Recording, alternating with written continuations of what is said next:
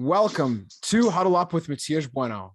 Today's guest is the first ever tight end drafted in the history of the Jacksonville Jaguars, Damon Jones. Damon, welcome to the show, man. I'm really excited to have you on.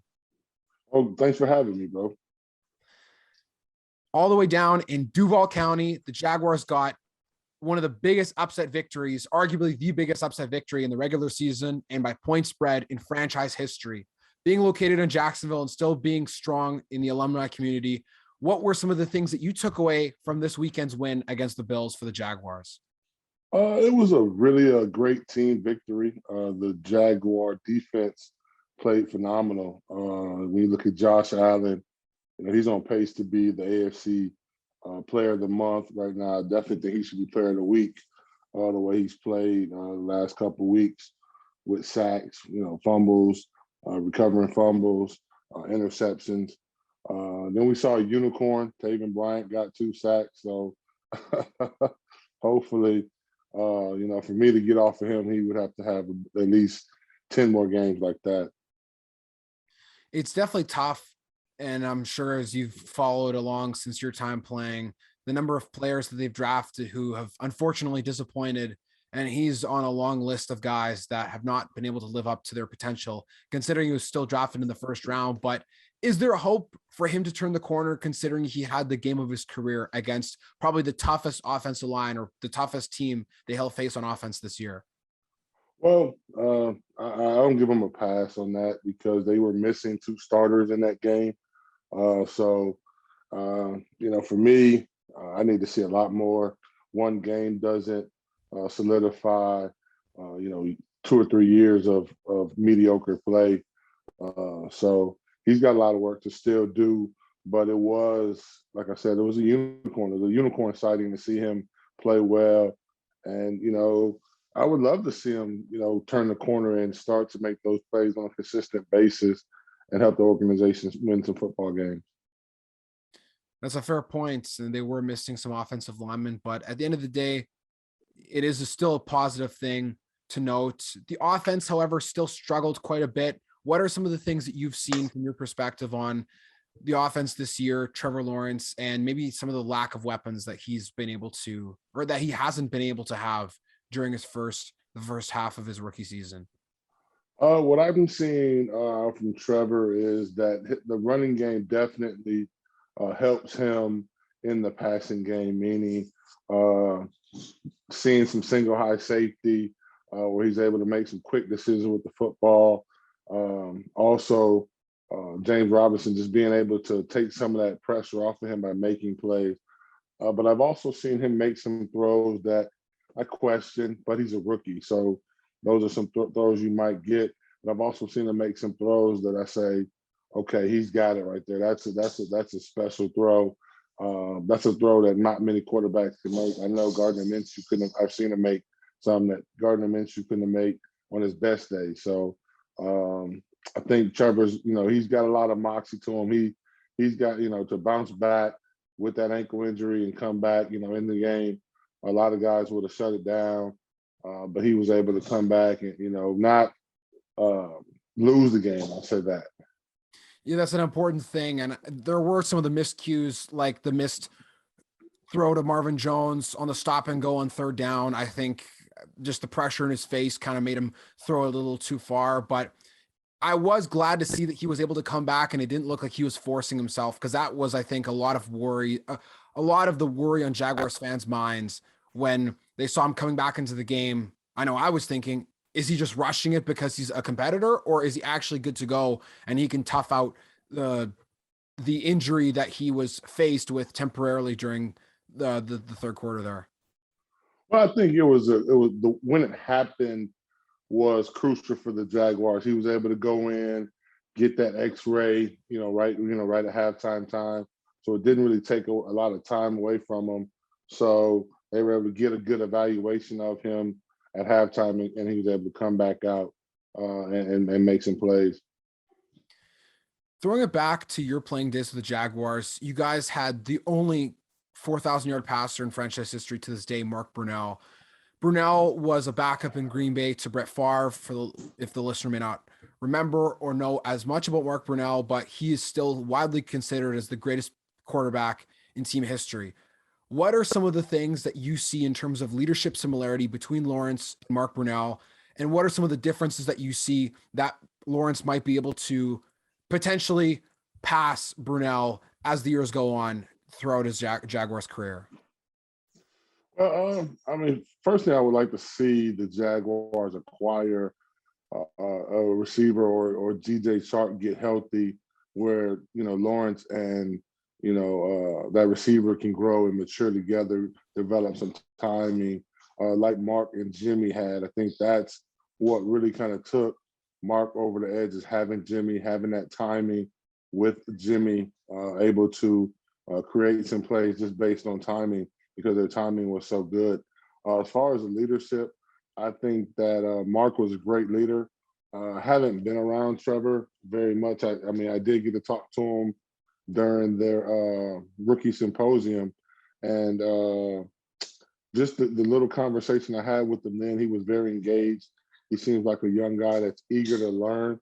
So I think once he learns, everything will slow down for him. And when it slows down for him, I think he's going to be really, really tough to defend. What were some of the best memories you had from your playing days with Jacksonville? Uh, Obviously, the 99 season was a great run. We came up a little short. That was a great memory. Probably some of the games against Pittsburgh, those rivalry games, some tough games. The games against Baltimore and that tough defense. Able to beat them in 2000, the year they had that, that great defense and won a Super Bowl. We were able to beat them in Baltimore. So those are some of the memories that are just that stand out right now. Who would you say was the toughest defender that you had to face on your own team in practice? On my own team, it would be Tony Brackens. Definitely Tony Brackens. He was a freak of nature. He was strong, fast, quick. He had it all. He was. That's why he's still the sack leader in Jacksonville. And when it comes to opponents, who was the hardest linebacker or player in the secondary that you had to face on game day? Probably linebacker would probably be Willie McGinnis. He was a tough player. He had very, very long arms, and it made it very difficult to block him.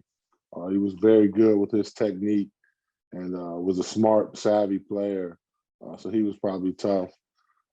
Secondary-wise, I guess it would have to be Donovan, because we battled so much in practice against each other. Donovan Darius, he was tough. He was a tough guy, and brought the wood, and he was also able to cover. So I would have to go with Donovan. Outside of that, before he came and joined us, would be Carnell Lake when he was with Pittsburgh. He was a very smart defensive back, and always was in position. Yeah, Carnell Lake and Donovan Darius amongst the likes of some of the best players in the secondary the Jaguars have ever seen.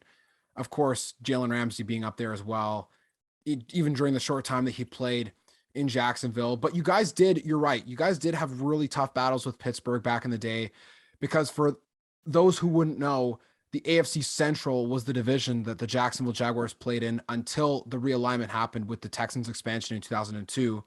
So you guys had to play against Pittsburgh in the same division many years in a row. What was the toughest thing and what was the most fun thing about your battles with Pittsburgh? Well, that division was really tough. You talk about, Fred Taylor at running back for the Jaguars, the bus for the Steelers, Corey Dillon for the Bengals, and the Browns had who did they have? Can't remember who they had, but they had a really tough running back too. So it was really tough, and that was the fun part about it, was watching, when on offense, being able to watch some of those running backs and our defense go against them and stop them, and then just playing against Pittsburgh.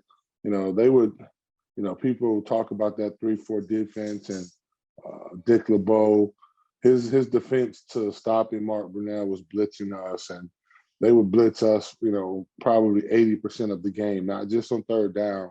That'd be the whole game. They would blitz us, a lot because they wanted to try and get pressure up Mark's in Mark's face, and that was their way of doing it. The Pittsburgh Steelers rivalry, I think, has grown way earlier than Jaguars fans would remember in light of the 2017 season, especially considering, like I mentioned before, they were division rivals. And I can't remember what year it was exactly, but there was a year where you guys played against Pittsburgh, whether it was 98 or 97, and it just went back and forth. Both games were within less than a score. And you must have had a really tough time, or not a tough time, but like must have had a lot of tough battles with the Pittsburgh front seven because the fact that they threw so many blitzes at you guys. That front seven was definitely a tough front seven. Like I said, they did blitz us a lot, and they did create some difficult fronts.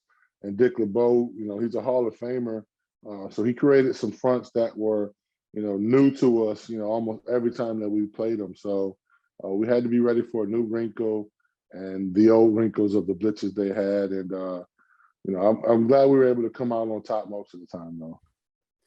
Growing up, being a superstar athlete, having played basketball and football, you must have played a lot of different positions, and the basketball skills helped with playing football. Was tight end the main position that you enjoyed focusing on through your years of playing football in your youth? Yeah, once in high school, freshman, I played a lot of positions, and then sophomore year is where I really kind of just focused in on two. It was defensive end and tight end were the two positions that I played primarily after that. Then obviously after high school, only playing tight end in college and in the pros. So being able to play basketball, I think for a tight end, and you look at, almost all the great ones, Tony Gonzalez, Antonio Gates, they all play basketball. It's the footwork down low in the post, being able to use your body against sometimes bigger defenders, using leverage, using your quickness when you're a smaller guy than the bigger player. So it's definitely a savvy position that you have to work at different crafts when you're being covered by, for instance, if you're covered by a DB, I might not be faster than DB. So I'm going to use my size to try and body him, and where I can use my body to shield him from the pass, as opposed to a linebacker where I might be faster or just as fast, where now I'm going to try and use speed to get away from him. So it's just about, having savvy, knowing your abilities and who you're playing against and how to attack that defensive defender. Who are some of the basketball stars of the NBA during that time that you looked up to when you were a kid in college Oh, and also in man. the NFL? Oh, growing up in Chicago, obviously it was Michael Jordan, Scottie Pippen, being my favorite player. Penny Hardaway was a guy I also watched and know personally as a friend. Grant Hill was also a guy that, played well. Jalen Rose, Juwan Howard, a guy who I played against in high school, went to Michigan with. So some guys like that. Juwan Howard was also a legendary Michigan player. I mean, you grew up in Chicago, Michael Yeah. Jordan, like that's the first name that's going to come to mind. And I'm sure that you were probably a big fan of watching The Last Dance and really diving into the minds and the behind the scenes of the greatest dynasty that there ever was, the 90s Bulls. Like they were flawless in the finals, and it must have just been a real treat to watch live in person, or maybe not always in person because tickets are hard to get, but just being able to see it on TV as it happened to compare it to nowadays kids who never got to watch Jordan play on TV. Yeah, it definitely was. I think back to the day I graduated high school, they actually won the second championship against Portland in Chicago. The day we graduated like that morning, and then they won the championship that evening. So talk about a party. That was a really fun time, time that I'll never forget. So that definitely, adds to the excitement. Did you watch a lot of football growing up as well? I did. I mean, Walter Payton, growing up in Chicago, watching Walter Payton, Barry Sanders, watching those guys run. My dad was a Dallas Cowboys fan, so I like the Tony Dorsett and Drew Pearson and those guys. So uh, I did. I enjoyed watching football, but basketball was my first love, and that's where I thought I would be actually playing. But football gods took over. Hey, I don't think there's really much wrong with it, because when you mentioned the likes of guys like Tony Gonzalez, Antonio Gates, and those that played tight end and played basketball, it's really the best of both worlds, because you get to be a professional athlete. You still get to have all those basketball skills to play in the rec leagues as the years go on after retirement. Yeah, I don't know how much rec league I'm playing right now though. Do you still watch a lot of NBA to this day? I do. Typically, I watch more after the football season ends, like typically after the All-Star break. I catch, a few games here and there. I'm excited about my Bulls now. We are competitive again. I think we do have a chance to push, make maybe a run in the Eastern Conference. I don't know if we got all the pieces yet, but I definitely think we do have a lot of good pieces right now, and they're playing very well. They beat Brooklyn the other night, and that was a very satisfying win after two tough losses to Philly the other night. Who do you think is the best player in the Bulls right now? Oh man,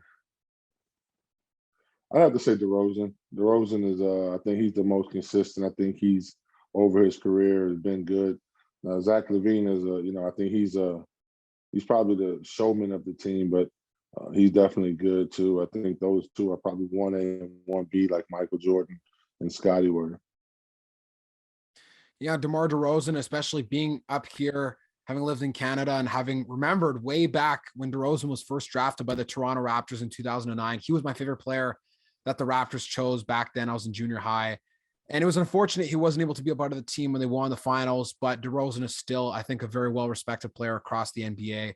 And it's amazing to see him having a career year in Chicago, especially considering he had a bit of a slump when he was with the Spurs, because they had different uses for him that wasn't really a primary role that he's used to being in when he's more successful. So to see him succeed in Chicago, I think is a really great pleasure for the fans. Yeah, I think they've put him back in his true position, and he's got a little bit more freedom. I think obviously he's playing under Pop, and Pop's got a pretty good system. You can't deny that, but I don't think every system doesn't fit every player, and I think that was kind of the situation with DeRozan, that system just wasn't built for him, or it was a good system for him to flourish in. That happens. And that's a good point too, because not every player is going to really excel in Greg Popovich's system, especially if they don't fit specifically into one of the roles that he's already kind of created beforehand. And you can see with the success that he had over 20 years, the proof is in the pudding. It works. He's probably the best head coach over a span of 2 decades, the best head coach in the NBA. Maybe not currently, but over the longevity of his career is a Hall of Famer and one of the best coaches in the NBA ever. Oh, definitely one of the best all around, coaches, and he's definitely a good guy. So, he's definitely arguably be one of the best. People talk about that in the barbershop and podcast forever. 100%. Even like watching The Last Dance made me think of Phil Jackson and how he enters the conversation as one of the best coaches in NBA history. And I know people, especially Stephen A, loved going crazy and getting upset when he didn't do well with the Knicks and really just struggled there. But you can't take away from Phil Jackson's legacy after he won 3-peats with multiple franchises, something that I don't know anyone else has ever done. Yeah, Phil Jackson. I mean, he did have Kobe. He had Michael. So he had Shaq. He did have some great players, but to get those egos to play together, I think is the key thing, or what really makes Phil Jackson, a guy to talk about as a good coach, that he was able to mold those guys, to bring in Dennis Rodman, and who had just been their enemy, but now he's he's helping you guys. So to bring him in and to have him accepted and go on another 3-peat, I think that was great coaching right there, and to be able to keep Dennis, reined in. I think that was a real good job. So I don't think it was necessarily the X's and O's with Phil. I think it was managing personalities better. Was his major thing is what made him a great coach. When you played for the Jaguars, you played for one of the toughest coaches in the NFL in terms of his personality. Tom Coughlin is no stranger to the blue collar mindset of an NFL head coach. Now, his second time around with the Jaguars was definitely not as successful, just in terms of the ending and in terms of the way he handled the different egos that existed on the team or within the organization. But during the time that you played, it was a different era of NFL football, and he was a lot more successful. Can you talk a bit about how Tom Coughlin helped make the team successful with all the pieces you guys had in the puzzle? Well, Tom had a vision of how he wanted that team to be, and I think we were, pretty much created in his likeness in '99. That team we had myself, Kyle at the tight end, Leon Searcy at the tackle, Baselli at the left tackle. We had a solid interior with a young offensive line in there. We had Keenan and Jimmy at receiver with Fred Taylor, James Stewart as our backup. We had a lot of integral pieces, Damon Shelton as the fullback, to line up, in the eye and go old school football. So Tom was tough, and he created a tough environment that made us grow closer together. I think the second time around as the general manager, president of operations, whatever he was, I think he was a little bit too hands-on. I think he should have let Doug coach a little bit more. I think whatever happened with Jalen and Dave Caldwell, and after that Houston game, I think that it shouldn't have been handled the way it was. I think it was managed by Coughlin, Dave Caldwell.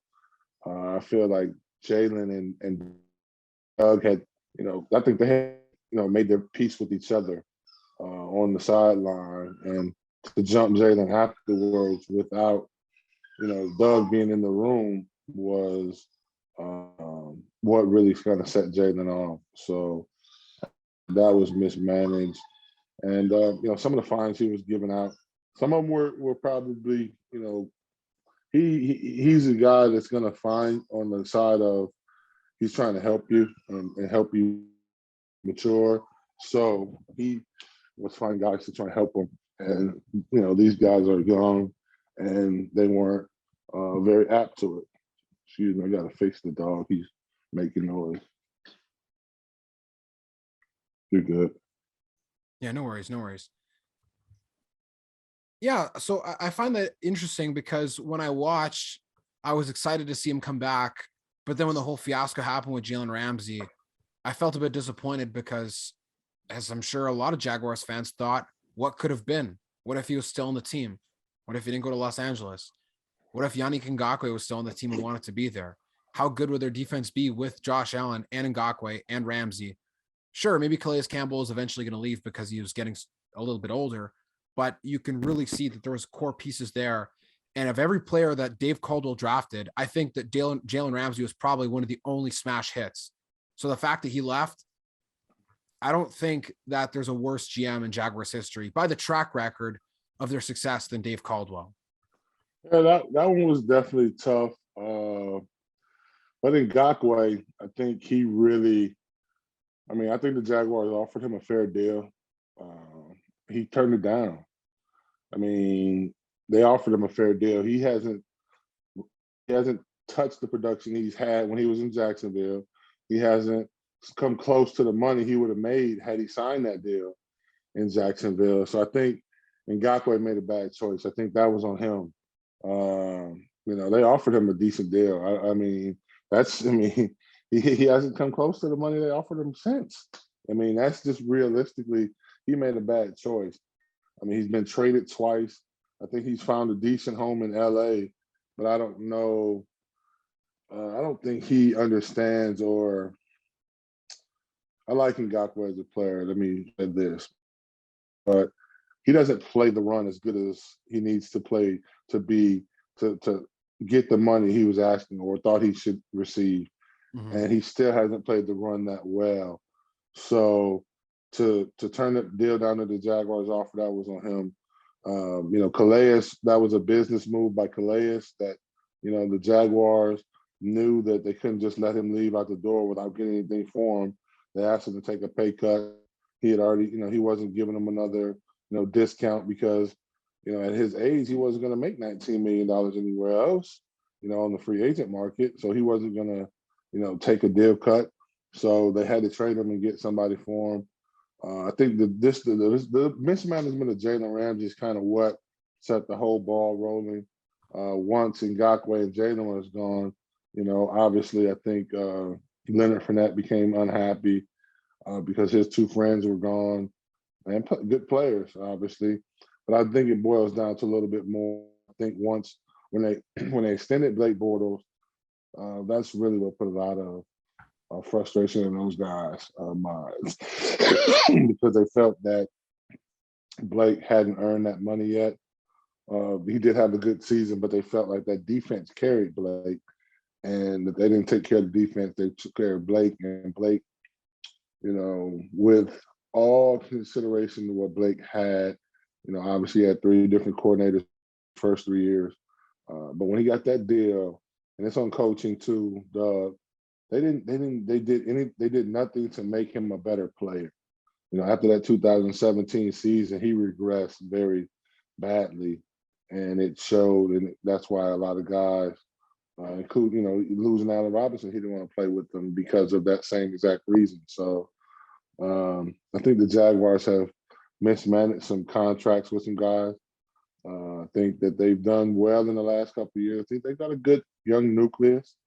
I think they got some pieces they need to get. I think they need to shore up that offensive line. They need to get a big guy in the middle. I think Josh Allen's starting to come into his own. I don't know what's going to happen with Chase, and he's still a tweener. I'm looking for Cisco to get on the field at safety, hopefully soon. But they've got some young talent. Hopefully Cam Robinson isn't hurt too bad. And Jawan Taylor is playing better. Norwell's playing better because he's in a contract year. Linder, obviously he's been in and out of the lineup over the last couple of years. So I think we need to make some moves there as far as drafting a center, a guard, and a receiver next year to help come in and secure some things up on the offensive side. Those are all great points, Damon, and especially when you look at how the mismanagement snowballed to what we see now. That's why it is important to make sure that you treat your star players the best, because even though Blake Bortles did have the best year of his career in 2017, he did regress, unfortunately, throughout the course of the 2018 season, and then that's what led to everyone being upset. Now you look at what Allen Robinson, the situation that he was put in once he went to Chicago, until Justin Fields now came, like people talk about Matt Nagy as being a not so good head coach. And I think Fields will turn out okay, but it's difficult when he doesn't have that much help either. And then Robinson isn't helped much if his quarterback isn't helped, and then it just spirals and affects the rest of the offense. Yeah, I think with a young quarterback, I think Robinson's probably a little frustrated. He's probably being missed on some, opportunities that he probably feels he's open. But with the young quarterback, struggling here and there, he's probably being missed. I think, Allen might be frustrated, but, Allen went up there. I think he was, he didn't want to deal with Coughlin as well. I think, we offered him a good deal. When you look at that deal, he probably would have made more money had he stayed in Jacksonville when it came down to, no state tax. As far as going up to Illinois. So they offered him a comparable deal. He didn't want to deal with Coughlin. So these younger guys aren't ready for that type of discipline. They come from kind of just let things go all the time and a privileged athlete kind of, syndrome. But Coughlin doesn't go for that. He's from the old school. He's going to hold the guys accountable. You look how they did in 2017. That was, that's the last year they had success. That was his first year here because he put in a lot of things to make things tight, and bring those guys together. But they just couldn't stay together because I think the frustration built over and they couldn't handle it. I think some of the fines really got onto the guys, and with us, we just kind of blew it off. We didn't let that tear us apart as a team. We stuck together still, even though he was doing us any old kind of way in practice, and pads and full pads and longer practices and all that stuff. We just continued to fight and hold each other accountable, and that's what made us tougher. I think this newer generation is differently. They're more of a Coughlin. My generation is they tell me to run to the fence, I run to the fence. You tell this generation to run to the fence, they want to know why you want them to run to the fence. So I think that's kind of the disconnect that Coughlin had with those guys. And it's not necessarily that one is more correct than the other. It just depends on the personality and the style of the man in charge of an NFL organization who knows how to handle the players. And as the offenses, defenses, and the league evolves as a whole, the thinking needs to evolve as well. Otherwise, you're going to have situations like the Jaguars did after the 2017 season, which is rather unfortunate. But at the same time, it's like you said, it's the generation now. So you can't really do much to change it. You just have to find someone that can know how to manage it. That's what makes Phil Jackson a good coach, knowing how to manage, those personalities, those guys, and getting them to produce and do their best, but still holding them accountable. So, Damon, we're getting towards the end of our time on today's episode. So I want to ask you a few wrap-up questions that have a little more fun before we part for today. All right, cool. Who is the funniest teammate you ever played with in Jacksonville? Funniest teammate, Gary Walker. What made Gary so funny? Gary's just a country boy that always, just that Southern drawl. And he wasn't funny, like, telling jokes. He was just funny, just the way he did and said things. Who was your favorite teammate on the offense to play alongside?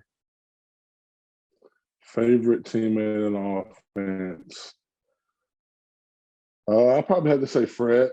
Watching him play, making small holes and watching him just, crease through those holes and score. Then we developed a, pretty close relationship. I was, second year, his first year. So we living close by. So we kind of, developed a closer bond. The final question I have for you is, who is the greatest tight end in NFL history? The greatest tight end in NFL history. Oh, man, that's tough. I'd probably have to go.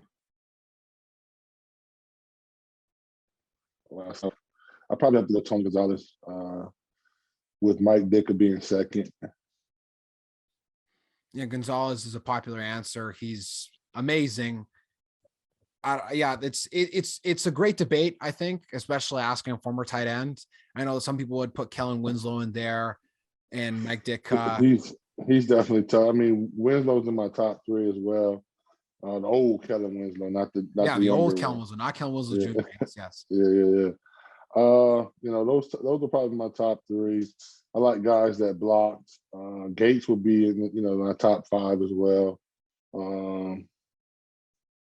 Then probably Gronk. Really a Gronk guy, eh? Yeah, Gronk, probably Tony Gonzalez and Gates with Ditka and Kellen Winslow will be my top five.